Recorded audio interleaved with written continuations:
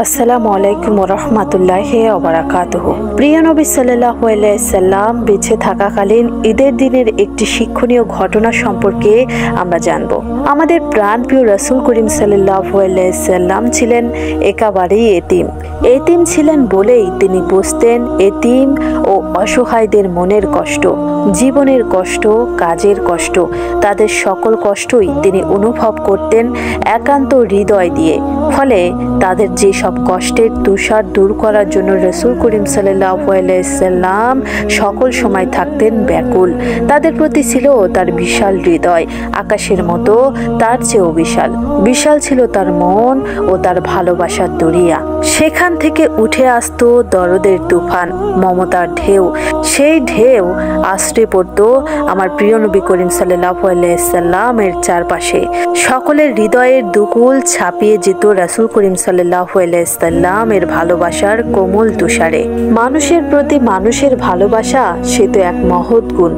মানুষকে ভালোবাসতেন রাসূল করিম সাল্লাল্লাহু আলাইহি সাল্লাম মন দিয়ে, প্রাণ দিয়ে, জীবন দিয়ে। কিন্তু এতিম, গরিব, দুস্থ এবং অসহায়দের প্রতি রাসূল করিম সাল্লাল্লাহু আলাইহি সাল্লামের ভালোবাসার মাত্রাটা ছিল অনেক অনেক গুণে বেশি, যার কোনো তুলনাই হয় না। সেই ভালোবাসার নজির তো রয়ে গেছে রাসূল করিম সাল্লাল্লাহু আলাইহি সাল্লামের জীবনে। তার জীবন ইতিহাস যেমন শিক্ষণীয় তেমনি পালনীয়। ঈদ মানে তো খুশি আর খুশি, আনন্দের ঢল। সবার জন্যই চাই ঈদের আনন্দ, সমান খুশি। কিন্তু চাইলেই কি সব হয়? কিছু ব্যতিক্রম তো থেকেই যায়। যেমন রাসূল করিম সাল্লাল্লাহু আলাইহি সাল্লামের সময়ে এক ঈদে নামাজ শেষে ঘরে ফিরছিলেন আমাদের দয়ার নবীজি রাসূল করিম সাল্লাল্লাহু আলাইহি সাল্লাম। তিনি দেখলেন মাঠের এক কোণে বসে কাঁদছে একটি তুলতুলে কোমল শিশু। এই খুশির দিনেও কান্না। অবাক হলেন রাসূল করিম সাল্লাল্লাহু আলাইহি সাল্লাম। তার হৃদয়ে বেদনার ঢেউ আশ্রে পড়ল। রাসূল করিম সাল্লাল্লাহু আলাইহি সাল্লাম ছেলেটির কাছে গিয়ে কান্নার কারণ জিজ্ঞাসা করলেন। শিশুটি বলল, আমার আব্বা, আমার আম্মা নেই, কেউ আমাকে আদর করে না, কেউ আমাকে ভালোবাসে না, আমি কোথায় যাব? এতিম নবী রাহমাতুল আলামিন ছেলেটির কথা শুনে গুমড়ে কেঁদে উঠল। নবী করিম সাল্লাল্লাহু আলাইহি সাল্লামের কোমল হৃদয় জেগে উঠল তার মর্মবেদনা। তিনি পরম আদরে শিশুটিকে বাড়ি নিয়ে গেলেন। হযরত আয়েশা রাদিয়াল্লাহু আনহাকে ডেকে বললেন, হে আয়েশা, ঈদের দিনে তোমার জন্য একটি উপহার নিয়ে এসেছি, এই নাও তোমার উপহার। ছেলেটিকে পেয়ে দারুণ খুশি হলেন হযরত আয়েশা রাদিয়াল্লাহু আনহা। দেরি না করে মুহূর্তেই তাকে গোসল করিয়ে জামা পরালেন, তারপর তাকে পেট ভরে খেতে দিলেন। রাসূল করিম সাল্লাল্লাহু আলাইহি সাল্লাম ছেলেটিকে বললেন, আজ থেকে আমরা তোমারই পিতামাতা, আমরাই তোমার অভিভাবক। কি খুশি তো! রাসূল করিম সাল্লাল্লাহু আলাইহি সাল্লামের কথা শুনে ছেলেটির চোখে মুখে বয়ে গেল আনন্দের বন্যা। এই ছিল এতিমের প্রতি রাসূল করিম সাল্লাল্লাহু আলাইহি সাল্লামের ভালোবাসার এক বিরল দৃষ্টান্ত। রাসূল করিম সাল্লাল্লাহু আলাইহি সাল্লাম ইতিমের প্রতি ভালোবাসার এক বিরল দৃষ্টান্ত। রাসূল করিম সাল্লাল্লাহু আলাইহি সাল্লাম শুধু এতিমদের প্রতি যে এমন সদয় ছিলেন, সহমর্মী ছিলেন তা নয়, তিনি তার অধীনস্থদের প্রতিও ছিলেন সদা সজাগ ও দরদী। মায়া মমতার চাদরে তাদেরকে আঁকড়ে রাখতেন। তাদের যেন কোনো কষ্ট না হয়, মনে যেন কোনো প্রকার দুঃখ না থাকে, দয়ার নবী করিম সাল্লাল্লাহু আলাইহি সাল্লাম সেদিকে খেয়াল রাখতেন সর্বক্ষণ।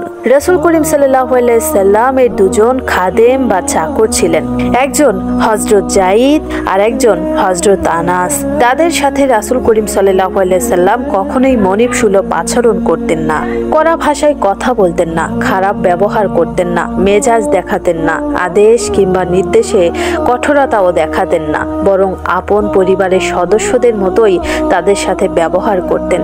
একই খাবার খেতেন, একই ধরনের জীবন যাপন করতেন। কি আশ্চর্যের ব্যাপার! আজকের দিনে যা কল্পনাও করা যায় না। হযরত যায়েদের কথাই বলি না কেন, ছোটবেলায় তিনি মা বাপ থেকে হারিয়ে যান। আল্লাহর রহমতে তার আশ্রয় হয় রাসূল করিম সাল্লাল্লাহু আলাইহি সাল্লামের ঘরে। যখন তার পিতামাতার সন্ধান পাওয়া গেল, তখন তারা ছুটে এলো রাসূল করিম সাল্লাল্লাহু আলাইহি সাল্লামের কাছে। তারা তাকে নিয়ে যেতে চায়। রাসূল করিম সাল্লাল্লাহু আলাইহি সাল্লাম তাকে জিজ্ঞাসা করলেন, তুমি কি তোমার পিতামাতার সাথে যাবে? যায়েদ সাথে সাথেই বললেন, রাসূল করিম সাল্লাল্লাহু আলাইহি সাল্লামের কাছ থেকে যে ব্যবহার আমি পেয়েছি তার কোনো তুলনা নেই। তামাম পৃথিবী যদি আমাকে দেওয়া হয় তবু আমি তাকে ছেড়ে যেতে যেতে পারবো না, না কখনোই যাব না। হযরত আনাস তিনি 8 বছর বয়সে রাসূল করিম সাল্লাল্লাহু আলাইহি সাল্লামের খেজমতে এসেছিলেন। দীর্ঘ 10 বছর পর্যন্ত রাসূল করিম সাল্লাল্লাহু আলাইহি সাল্লামের খেজমত করেছিলেন।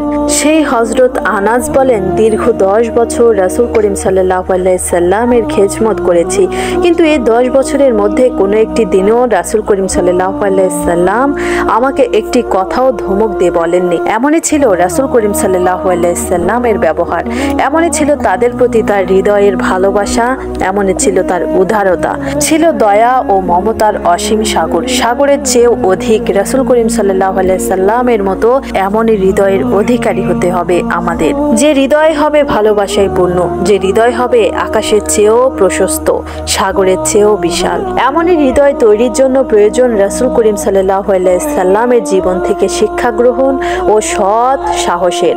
এজন্য আমাদের রাসূল করিম সাল্লাল্লাহু আলাইহি সাল্লামের আদর্শ অনুসরণ করতে হবে, তার পথেই চলতে হবে, তার শিক্ষা গ্রহণ করতে হবে। তাহলেই কেবল সুন্দর, সার্থক ও সফল হবে আমাদের জীবন। আসুন আমরা সবাই রাসূল সাল্লাল্লাহু আলাইহি সাল্লামকে ভালোবাসি, তার শিক্ষা গ্রহণ করি, তার আদর্শ অনুসরণ করি, তারই দেখানো আলো ঝলমলে পথে সর্বদা চলি।